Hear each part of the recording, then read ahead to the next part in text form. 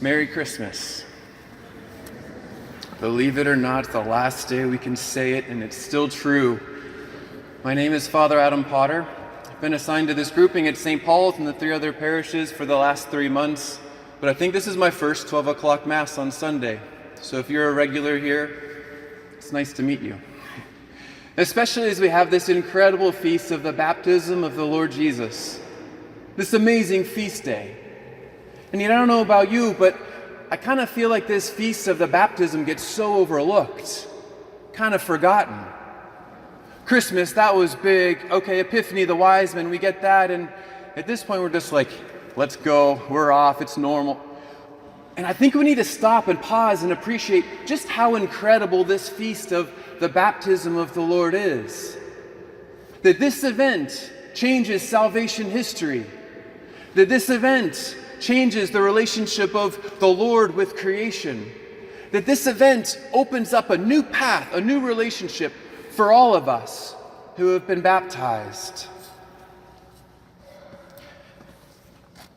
Sometimes it's really hard to appreciate that baptism is an incredible gift, the greatest gift we have ever received.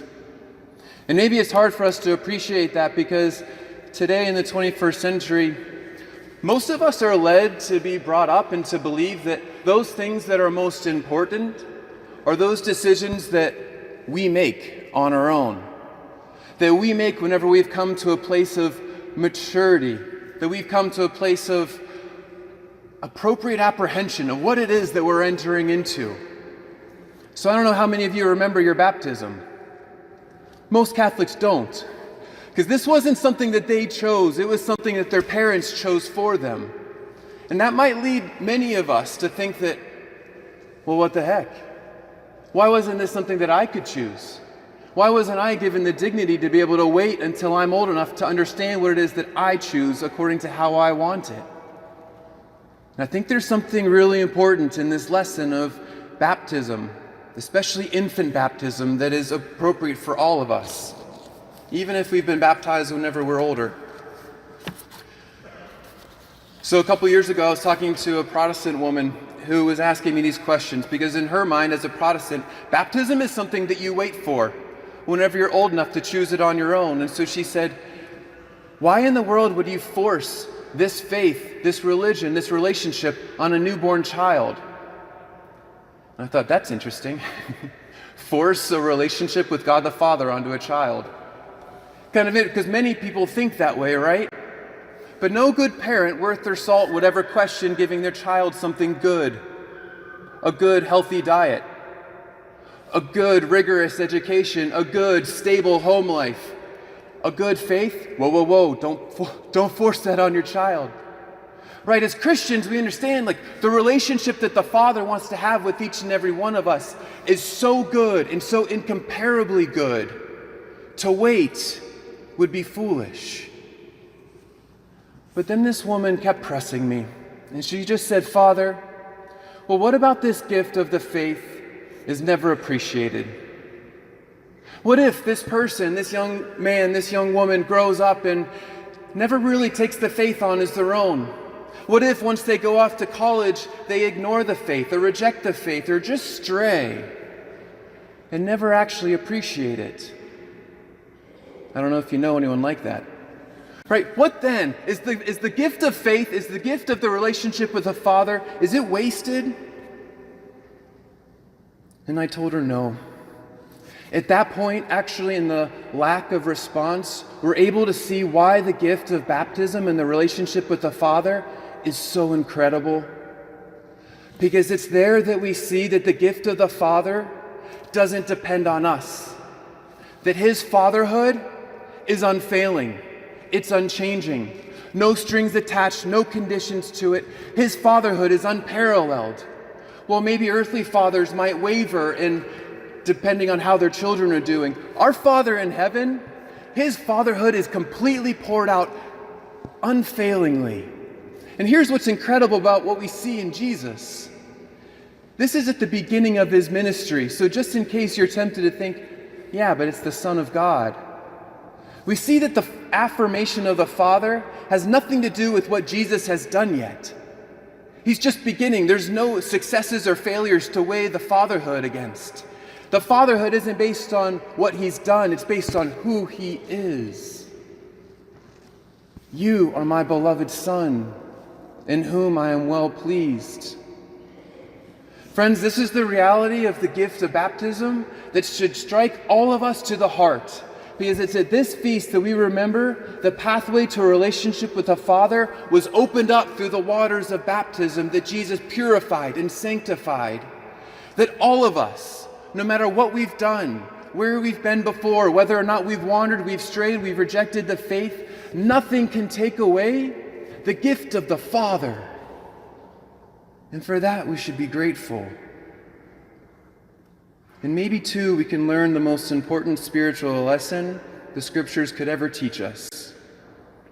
And this is love, says St. John.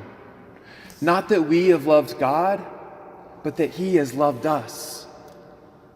So even if we stray, even if we eventually choose, okay, Father, I'm ready for a relationship with you, it's not our doing.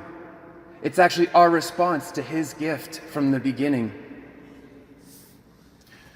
By way of analogy, I heard this incredible story from a buddy of mine who, a couple years ago, adopted 2 children, a 4-year-old and a 5-year-old.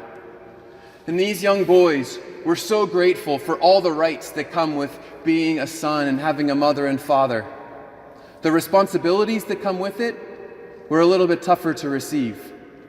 And so at one point in time, early on in the relationship, the younger one wasn't liking all of the responsibilities, the different ways that he had to live in this household now. And he had a tantrum. But the way this tantrum was described sounds like any other tantrum that a 4-year-old could have. It came with a vengeance. It came with a wrath. It came just from the depths of his being and all of the resentment and all of the anger. And he let his father have it. Not 15 minutes, not a half hour. He went on for a whole hour yelling with hateful, just like frustration, with obscenities that a 4-year-old shouldn't be able to have, right? And you know what the father did? He took it. He stood there. And he let this 4-year-old continue to yell, continue to scream, continue to slap, continue to fight. And every time that he paused to take a breath, he said, I love you. And then more yelling and more screaming and more obscenities. A breath. I love you.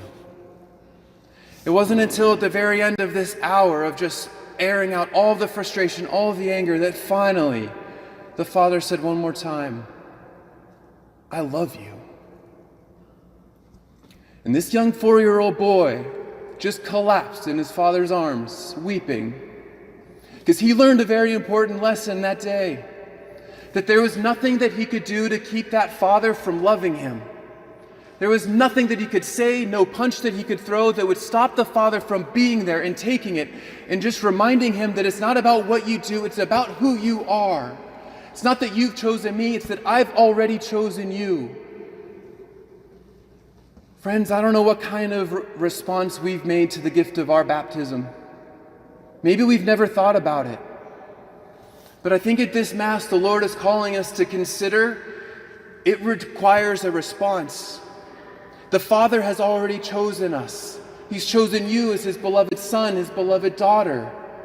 He not only loves you, He likes you. And He's pleased with you, not because of what you've done, but because of who you are. At this Mass, we have an opportunity to respond to the gift of the Father at the Eucharist.